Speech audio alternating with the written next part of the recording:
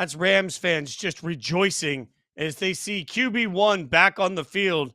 Felt like we weren't getting any information about the status of Matt Stafford. Easy for me to say, but we got all the information we needed when he trotted back out on the practice field. He's out there in uniform with the red jersey on. Rams fans can rejoice. Caroline Fenton, Jason Fitz, Yahoo Sports Daily.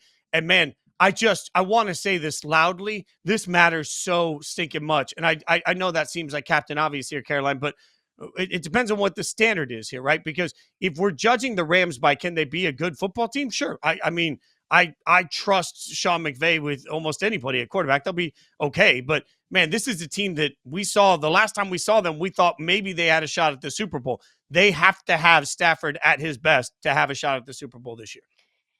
And look, having Matthew Stafford in pads and out at camp, yes, we can all collectively, breathe a sigh of relief, but that still doesn't give me a whole lot of optimism that Matthew Stafford is going to be available, let's say 80% of the time for the Los Angeles Rams, which I think is kind of the threshold that the Rams are going to need to have him healthy and available to be in the Super Bowl conversation. Look, he is 37 years old and is dealing with back issues. Back issues don't get better, especially at that age. So that concerns me about his longevity and his availability for the season. And look, I'm with you that they're going to need Matthew Stafford to be Super Bowl contenders. He is their starting quarterback. He is the heartbeat that keeps that engine running. And there's no amount of Stetson Bennett throwing for 330 yards in a preseason game that's going to take me off of that conviction, off of that take. That even a Jimmy G or a Stetson Bennett, they're at least in for an entire game, several games. If Matthew Stafford will be unavailable, there's nothing that we can see in the preseason or nothing that we have seen from a Jimmy G or a Stetson Bennett that's going to make me think that they can hold this all together, with glue and tape and bubble gum to keep the Rams relevant in this conversation. So yes, it's the right step forward, but I'm still nervous. Still a little nervous. I mean, look, you're right. I was talking to somebody yesterday that played in the league, and he said, as you get older, I've never seen a back issue get better. And it's what's on all of our minds, right? Like it never gets better. I'm literally sitting here with a special pillow behind my back because I have a back and hip issue that two different people are trying to help me work through. And I get injections and all these things. And sometimes they're fine and sometimes it's not. Like and I'm the farthest thing from a pro athlete. I understand that. But I'm the closest thing on this show to somebody Matt Stafford's age. And let's just acknowledge here that there is a period where once it's your back, you never know what's going to happen. And that's where this gets nerve-wracking because if we're being honest here, it's all about what the expectation is. Can the Rams win a few games? Like the ceiling for the Rams with Matt Stafford, to me, is they're walking off the field with the Lombardi trophy. I believe that the Rams are fully capable of winning a Super Bowl with Matt Stafford. There is no doubt. They can win games with almost anybody at quarterback. I believe in them enough. But this isn't about winning games. This is about the question of, can you beat Philadelphia in January this year if you have to? Can you beat the Lions in Detroit if you have to? And if you're telling me that Jimmy G is the quarterback for any of that, or Stetson Bennett is the quarterback for any of that, my answer is a resounding hell no. But if you're telling me that Stafford is there, my resounding answer is a hell yes. So what makes me nervous is that the back might be better today. Will the back be better tomorrow? I don't know how we trust a back issue. It's just in a very strange sense, a back issue is a lot like when a player has battled concussions. Like you just don't know what's going to trigger it and when there's going to be a problem. And I think we have to just acknowledge that that's going to keep us on pins and needles all year for the Rams. And I do wonder how Sean McVay and this entire coaching staff are going to approach this season. Is there a pitch count that they're going to put Matthew Stafford on early? Are they already circling certain games that feel winnable on paper as games that they're going to hold Matthew Stafford out of as, kind of load management a little bit?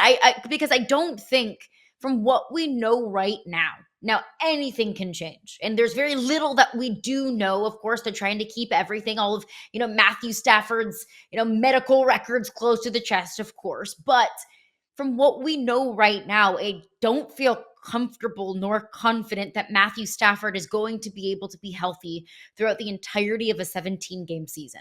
It is in Sean McVay we trust. He is an offensive genius. He is one of the best coaches in the National Football League, and he has earned that benefit of the doubt. So is there approach, is there a plan in place behind the scenes to make sure that Matthew Stafford is available for those playoff games in Philadelphia, at San Francisco, at home against Detroit, whatever it might be? Because they can beat, insert future top 10 pick team here with Jimmy G.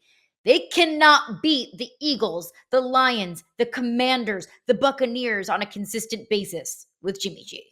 It's I'm still trying to figure out how the hell we got here. Like just a couple of months ago, the concept was, are teams going to trade first round picks? Like there were multiple teams rumored to be interested in trading a first round pick to the Rams for Matt Stafford. That's real. That was happening leading up to the draft. Everybody was talking about, will Stafford be traded? And now we sit here just a couple of months later and we're not even sure what his availability is going to be. And we don't even really know what happened and how we got here. This is wild to me. You're so right. But the concept of treating Matt Stafford like the Clippers treat Kawhi Leonard, like the concept of load management on a quarterback, my God, like I cannot imagine the way we would all freak out if it was just hey, coach's choice. We're going to hold Stafford out. He's a little his back's a little aggravated this week. We're going to hold him out against this team because frankly, we know we can win it. And to be clear, the Rams defense has gotten so good. I think they can win some grind out games. Like they can win games where it's like, hey, we're just going to hand the ball off and then we're going to take advantage of what we can get. Our defense is going to shut you down and stifle you. Like I genuinely believe the Rams can win that way. I don't know how many games they can win. I'm just trying to figure out how we went in just a few months from the teams looking at Matt Stafford as the answer for this season and the Rams thinking of moving on to suddenly the Rams keep him. And now we're in this back issue. It boggles my mind and it doesn't make any sense.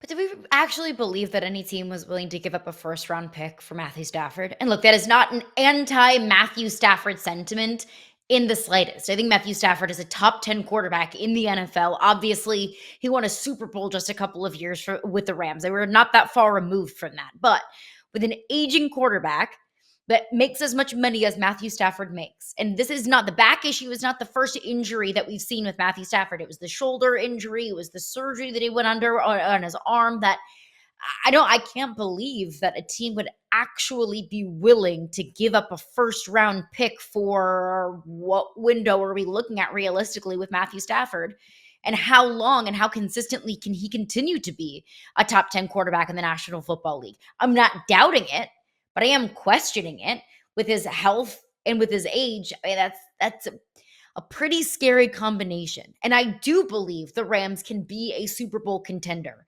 I just don't know how confident I can feel, how long I can feel that way, and how confident I can feel that way when we're on pins and needles with the quarterback's health and availability.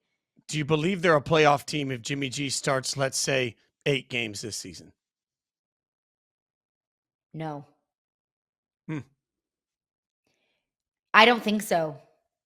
I don't think so. And if they were a playoff team with Jimmy G starting 8 games, I think that says more about the NFC than it says about Jimmy G or the Rams, that they were able to sneak into the playoffs because it's a much more shallow much more shallow conference than it is the AFC. But I mean, I'll ask you, and I know we have to get going quickly, but should the Rams have gone out and got a more reliable backup quarterback? I think they see Jimmy G as a veteran that can win him a game. I truly believe that. And the organization has made it clear they see enough in Stetson Bennett. They haven't given up on him, and many would through some of the issues he's faced since he came into the league. I think they think they've got something there, but I'm with you. The race to the NFC playoffs is going to require at least 10 wins. I don't know how you get to 10 wins. I don't believe Jimmy G can actually do that for the Rams moving forward.